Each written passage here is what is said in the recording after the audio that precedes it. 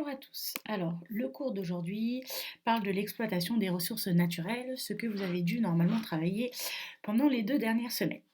Donc, on va faire un petit point de ce qui est important. Donc, nous allons commencer par les granulats, la première ressource naturelle. Ici, donc, qu'est-ce que c'est qu'un granulat? C'est un fragment de roche, donc soit sous forme de sable, de gravier ou de galets. Donc, où est-ce qu'on va trouver ces granulats? Donc, on va soit en fabriquer à partir des roches calcaires, soit à partir des roches volcaniques, ou sinon, on les trouve directement au niveau des alluvions, donc ici, au niveau des fleuves et des rivières. Pourquoi les granulats? Donc, les granulats, ils vont servir dans tout ce qui va être construction, donc de bâtiments, de routes, de ponts, etc. Si vous regardez ici, chaque année, en France, on utilise 400 millions de tonnes de granulats pour pouvoir construire les extensions de toutes les villes, etc. Il va donc falloir gérer toutes ces ressources et on verra que cela a un impact sur l'environnement. Donc par exemple, on a donc du bruit, de la poussière, des dangers éventuels pour les personnes qui y travaillent. Et après, sur le paysage en lui-même, déforestation, risque de chute de pierres, glissement de terrain, etc. Retour sur deux, trois notions en termes de législation, mais on va passer assez vite.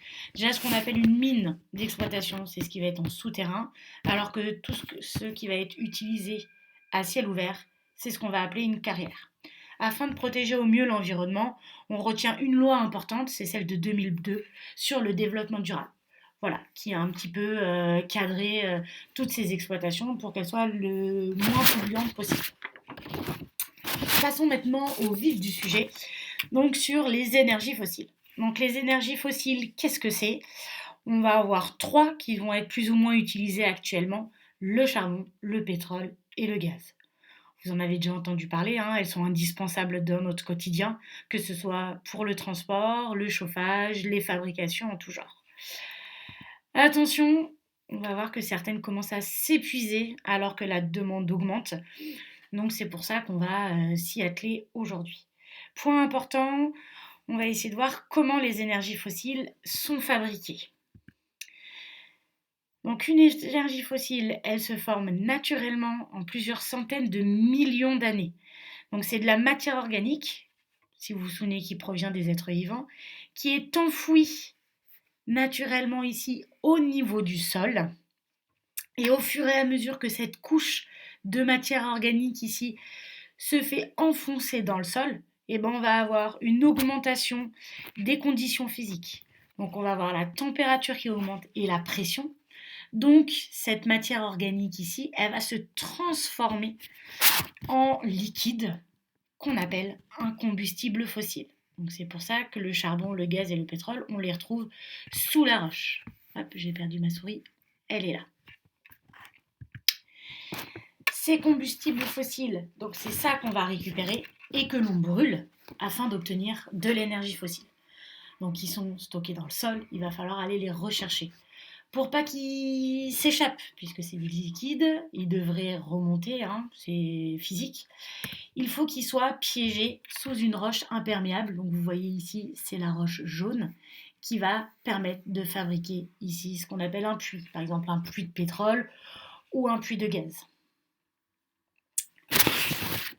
C'est pour ça qu'il n'y a pas beaucoup de fabrication entre guillemets naturelle de combustibles fossiles parce qu'il faut beaucoup de choses pour qu'ils soient gardés et qu'on puisse après les utiliser. On reverra ça un petit peu plus proprement ensemble quand on se reverra. Pourquoi l'utilisation de ces énergies fossiles pose problème aujourd'hui? Donc les inconvénients de l'utilisation de ces énergies.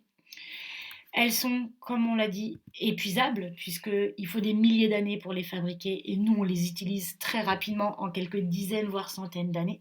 Donc au bout d'un moment, on n'aura plus de stock. Aujourd'hui, par exemple, pour le pétrole, il nous reste entre 50 et 100 ans d'utilisation de pétrole. Après, on n'en aura plus. Donc c'est pour ça qu'il va falloir essayer de trouver un petit peu des solutions pour pouvoir s'en passer. Après, elles sont quand même assez chères, surtout que moins il y en a, plus elles sont chères, hein, c'est l'offre et la demande. Et en plus, vous savez que c'est quelque chose qui m'est cher, elles sont très polluantes. Donc d'un point de vue écologique, ça va pouvoir poser des soucis, puisque quand on utilise une énergie fossile, on a vu tout à l'heure, on la brûle, et donc du coup ça libère des gaz à effet de serre dans l'atmosphère, ce qui est responsable du dérèglement climatique actuel. On va y revenir plus tard dans le camp 4 sur la pollution. On va faire un petit point sur l'énergie nucléaire parce qu'en général on ne sait jamais où la placer parce que en effet ce n'est ni une énergie fossile ni une énergie renouvelable. Donc c'est pour ça qu'on va passer quand même quelques petites parties là-dessus. Donc on va voir qu'une énergie nucléaire, bah, ça crée beaucoup d'énergie. Après c'est pas très coûteux et c'est peu polluant. Mais après, on a quand même des inconvénients qui sont pas négligeables. C'est que ça crée de nombreux déchets radioactifs et on ne sait pas du tout comment s'en débarrasser actuellement.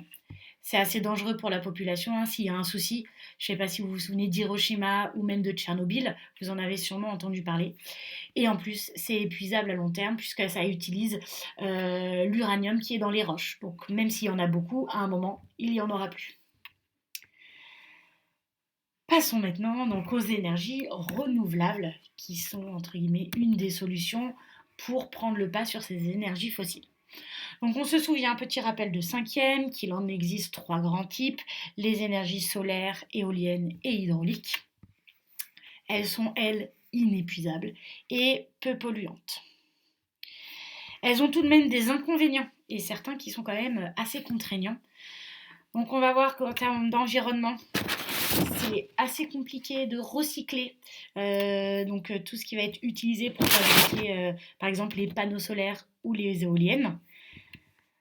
En plus, la mise en place de ces énergies perturbe les écosystèmes, donc les êtres vivants qui vivent dans ces environnements-là. Après, en termes économiques, elles sont assez chères et en général, c'est un très gros investissement à la base. Donc c'est vrai que c'est pas si simple de s'y mettre. Et en plus, la mise en place de ces énergies renouvelables est un bouleversement des habitudes. Donc on voit qu'elles ne sont pas toujours très utilisées. Petit